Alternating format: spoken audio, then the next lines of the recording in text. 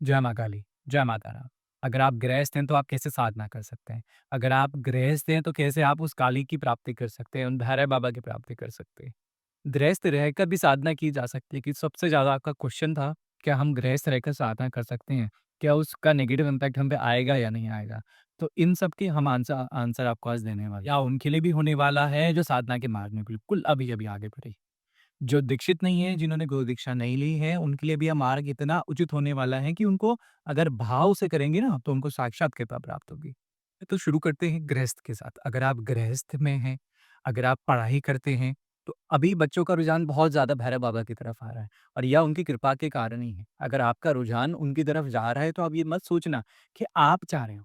आप ये समझ लेना कि भैरव बाबा की कृपा है कि आपका रुझान उनकी तरफ जा रहा है।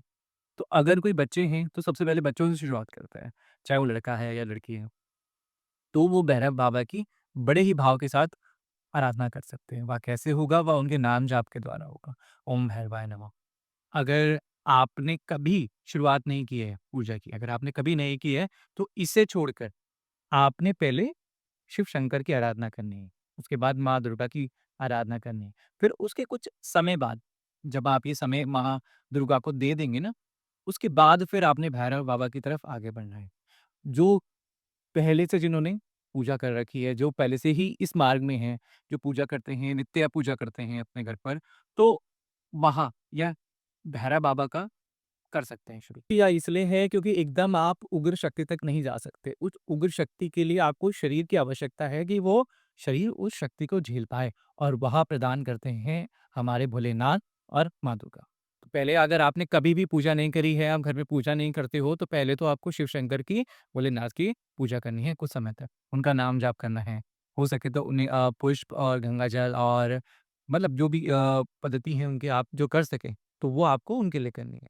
उसके कुछ समय बाद आपने माँ दुर्गा का शुरू करना है और उसके कुछ समय बाद फिर आपने भैरव बाबा की तरफ आगे बढ़ना है। या क्रमबद्ध होता है।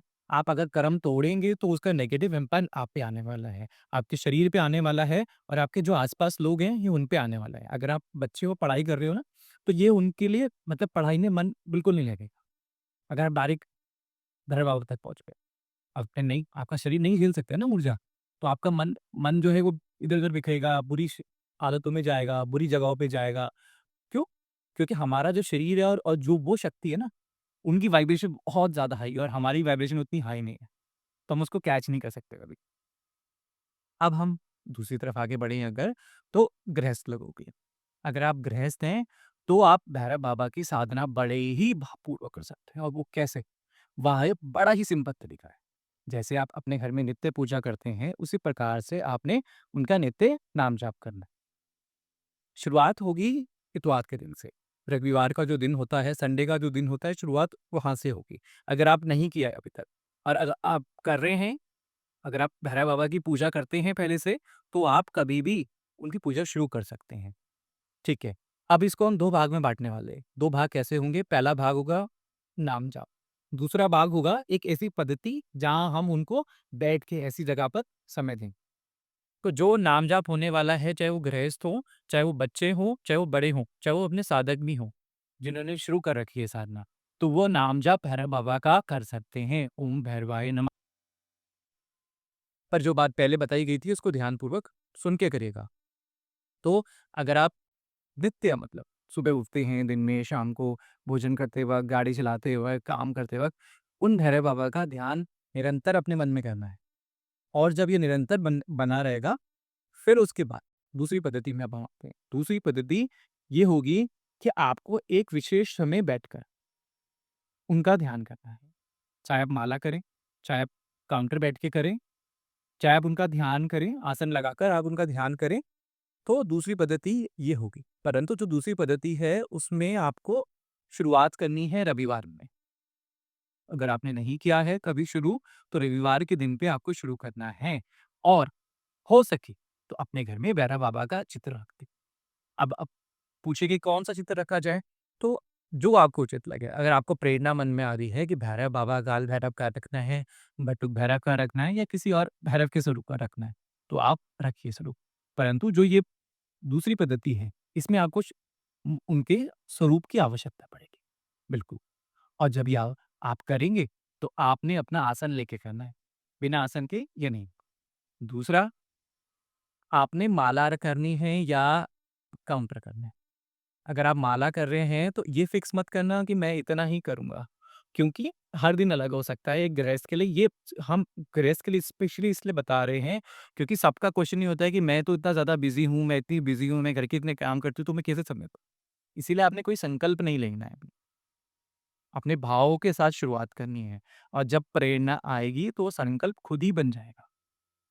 तो जब आप करोगे उनका ध्यान, ओम भैरवाय नमः, ओम भैरवाय नमः, ओम भैरवाय नमः, तो स्वतः ही एक संकल्प बन जाएगा कि मैंने उनका नाम मेरे पर ही जपना है। तो जो उनका नाम जाप है, आप 5 मिनट, 10 मिनट, 15 मिनट, 20 मिनट कर सकते हैं। और या आप रात्रि के समय भी कर सकते हैं, रात को मतलब 11-12 बजे से पहले-पहले, और सुबह मॉर्निंग में। अगर आप जल्दी उठते हैं, तो आप सुबह कर सकते हैं, नहीं तो आप शाम के टाइम भी कर सकते हैं जब आप अपनी पूजा करते हैं घर पे, नहीं तो रात के टाइम जब आपने सारे काम निपटा लें, तो तब भी ये करा जा सकता है। और इतवार के दिन पे आपको उनको थोड़ा-सा कुछ भोग भी अर्पण करना पड़ेगा। और वह भोग इस प्रकार से होगा जैसे आपने उनके लिए कुछ बताशे रख दिए और उनके लिए आपने कुछ दही या गुड़ कुछ की व्यवस्था ऐसे कर दी। और कोई अगर पुष्प हैं, नीले रंग के अगर पुष्प हैं या सफ़ेद रंग के पुष्प हैं, आप वो पुष्प की व्यवस्था भी कर सकते हैं। ये सब ऑप्शनल है। परंतु अगर आप कर सकते हैं तो यहाँ उनको आप दे सकते हो। भोग की व्यवस्था, उनके फूल की व्यवस्था, और जब भी आप आसन लगाकर बैठें तो अपने पास कोई दिया या धूपबत्ती ज़रूर जला। वो क्या होगा, आपकी जो ऊर्जा है ना, उसको नियंत्रण करने में मदद करेगा। कोई अगरबत्ती जलाते हैं तो जो उसकी सुगंध होंगी ना, तो आपका जो सबकॉन्शियस माइंड है, उसको अलाइन करने में मदद करेगा। और जो आपका नाम जाप है, जो वाइब्रेशन है, वो भैरव बाबा तक जल्दी पहुँचे। तो दिया और कोई धूपबत्ती या अगरबत्ती आवश्यक है। तीसरा या चौथा काम अगर मैं बोलूँ, तो आपने अपने पास एक पात्र में जल हमेशा रखा। तो अब भैरव बाबा का नाम जाप करिए फिर। और जो ये आसन होगा ये सिर्फ़ आपके लिए होगा और किसी के लिए नहीं होगा। माला होगी, आपके लिए होगी और किसी के लिए नहीं होगी। उस भैरव बाबा का अगर आप नाम ले रहे हो ना उस माला के साथ, तो उसकी ऊर्जा आज से जुड़ी है, कनेक्शन है आपका। तो वह आपने अपने साथ रखनी है, किसी और को उपयोग में नहीं। काउंटर आप किसी भी समय करो, काउंटर से आप भैरव बाबा का नाम जाप आप किसी भी समय कर सकते हो। तो ये उन लोगों के लिए है जो गृहस्थ है। तो अब सबसे बड़ा क्वेश्चन ये आता है गृहस्थ लोगों के साथ, अगर मैं ये सब कर रहा हूँ तो क्या नेगेटिव एनर्जी मुझ पे इम्पैक्ट डालेगी? हाँ, डालेगी। बिल्कुल डालेगी, क्योंकि जब आप इस मार्ग में आगे बढ़ते हो तो आप एक ओपन पोर्टल की तरह हो, जो ऊर्जा आपके पास चारों तरफ घूम रही है ना, तो आपको क्या लगता है कि पॉजिटिव एनर्जी सिर्फ़ आपके पास आना चाहती है? तो नेगेटिव एनर्जी कहाँ जाएगी? तो जब हम आसन लगाकर बैठते हैं, उनका नाम जाप करने के लिए, तो हम एक एक्सेस देते हैं कि भैरव बाबा आप हम पर कृपा करें। भैरव बाबा अपनी ऊर्जा हमको दें, ऐसा। पर और लोग भी देख रहे हैं कि आप ये सब माँग रहे हो उनसे, तो वह लोग भी आपके पास आ जाते हैं। उन्हें हम नेगेटिव एनर्जी बोलते हैं, जो ऊर्जा आपके घर में आस-पास घूम रही हैं, आपके इर्द-गिर्द हैं, तो उनको रोकने के तरीके होते हैं। पर वो तरीके करना बहुत आसान भी है और हर कोई भी कर सकता है। पर उसके लिए आपको सीखना पड़ेगा। ये सीखना कैसे होगा? ये क्लास के माध्यम से होगा। क्योंकि ऑनलाइन ये पद्धति एक बार याद रखना, क्योंकि जो ये एनर्जी ब्लॉकिंग के जो मेथड्स हैं, ये सबके लिए अलग हो सकते हैं। परंतु जो उनके नाम जाप के तरीके हैं, वह मैक्सिमम लोगों के लिए 99% लोगों के लिए समान हो सकते हैं। तो जब आप ये नाम जाप करेंगे, ठीक है? जब आप उनका ध्यान करेंगे भैरव बाबा का, तो फिर आपको कुछ दिक्कतें भी आएँगी। दिक्कतें और सॉल्यूशन दोनों ही होंगे। तो आपको ये भी ध्यान रखना है, आपने किसी भी दिक्कत से घबराना नहीं है, क्योंकि भैरव बाबा आपकी परीक्षा लेंगे। वह ऐसा ही नहीं है कि कोई आपको आए और आपको दे दिया और चल दिए। वो भैरव बाबा उन्हीं को प्रदान करते हैं जो सक्षम हो, जो काबिल हो ना, जिनके अंदर जिज्ञासा हो जानने की उनको। भैरव बाबा उन्हीं को प्रदान करते हैं, अन्यथा तो इस भवसागर है, कितने हज़ारों लोग नाम जाप कर रहे हैं, परंतु वो जो भूख है ना आपको, उसकी, शक्ति की, वो जगाने पर, तभी आप उनसे कृपा पा सकते हैं। तो आपको तो दिक्कतें क्या-क्या आएँगी, सबसे पहले ये जान लो। सबसे पहली दिक्कत तो ये आएगी कि आपका मन भटकेगा ज़्यादा, मतलब नाम जाप में कम लगेगा। आपको लगेगा कि मैं अभी नाम जाप यार कम करता हूँ और काम ज़्यादा कर लेता हूँ, तो ऐसा आवश्यक होगा। उसके लिए जो आपके मानसिक जाप होगा, जो इस स्थान पे बैठकर, ना कर इसके स्थान में जो आप बैठे ना, उसके अलावा जब आप करोगे, तो आपका मन और जगह भटकेगा, बुरी चीज़ों में, बुरी संगतों में। तो आपको ध्यान रखना है कि उस समय आपका मानसिक जो जाप नाम जाप है, बहुत ज़्यादा आवश्यक है। मतलब असली जो कड़ी है ना, इस खेल की जो असली कड़ी है, वो आपका मानसिक नाम जाप है। अगर आपने भैरव बाबा को अपने मानसिक नाम जाप में उतार लिया, उनकी ऊर्जा को अपने मानसिक नाम जाप में ढाल दिया ना, तो वो आपको बहुत शक्ति मिली। मतलब जब आप बैठोगे ना, तो आप ऐसी एनर्जी फ़ील करोगे कि जहाँ आपकी बॉडी वाइब्रेट होगी। जहाँ आपको लगेगा कि भैरव बाबा मेरे साथ खड़े हैं। आपको लगेगा एक मतलब कोई एंटिटी खड़ी है मेरे साथ।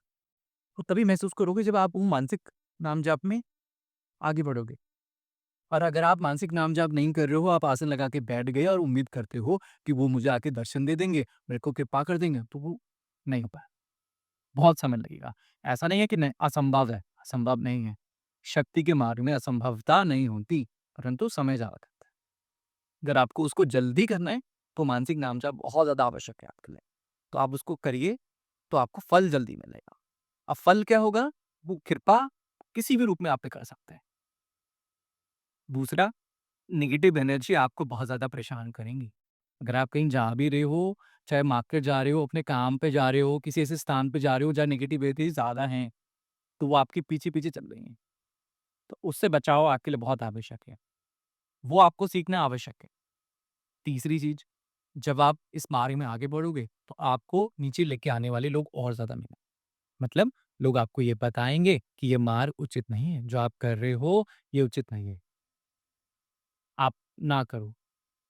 तो नीचे लेके आने वाले लोग आपको ज़्यादा मिलेंगे। आपके जो साथी संगी होंगे ना, वो बोलेंगे कि आप ये क्या कर रहे हो? आप हमारे साथ समय करो, आप अपनी लाइफ़ को एन्जॉय करो। पर आप ये जान लेना कि ये जो आपका देह है ना, ये हमेशा भटकता रहेगा जब तक उसको आत्मा का उद्देश्य नहीं पता होगा। आपकी आत्मा एक शक्ति से जुड़ी है और वो शक्ति का कार्य करने के लिए ही आप इस संसार में आए हो। अगर आप उसको नहीं जानते, तो ये देह आपका हमेशा भटकता रहेगा। लोग परेशान होते हैं ना, एंग्ज़ायटी होती है कि मैं क्या करूँ, कैसे करूँ, क्यों करूँ?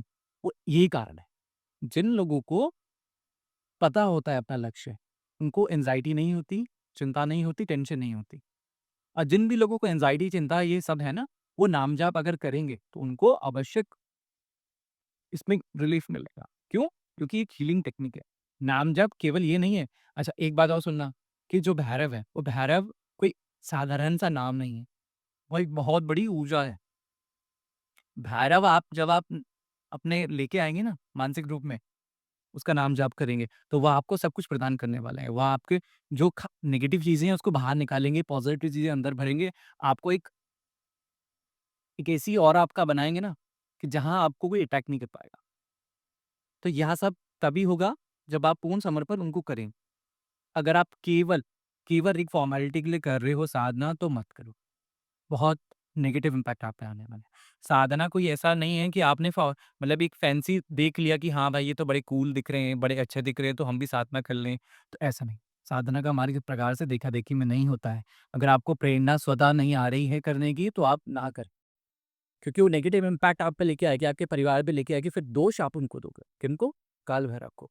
फिर आप दोष ये दोगे कि आपके मैं मार्ग में चला और आपने मेरे साथ ऐसा-ऐसा कर दिया, मेरा नुकसान करवा दिया काम में, मेरे परिवार में दिक्कतें कर दी। परंतु आप ये भूल गए कि आपने भाव के साथ उनको नहीं समझा। आपने सिर्फ देखा-देखी में चल पड़े, भेड़-चाल। तो ये भेड़-चाल से बचना है हमको। अगर आप इस भेड़-चाल से बचकर निकल गए ना आगे, तो ही उन तक पहुँच पाओगे।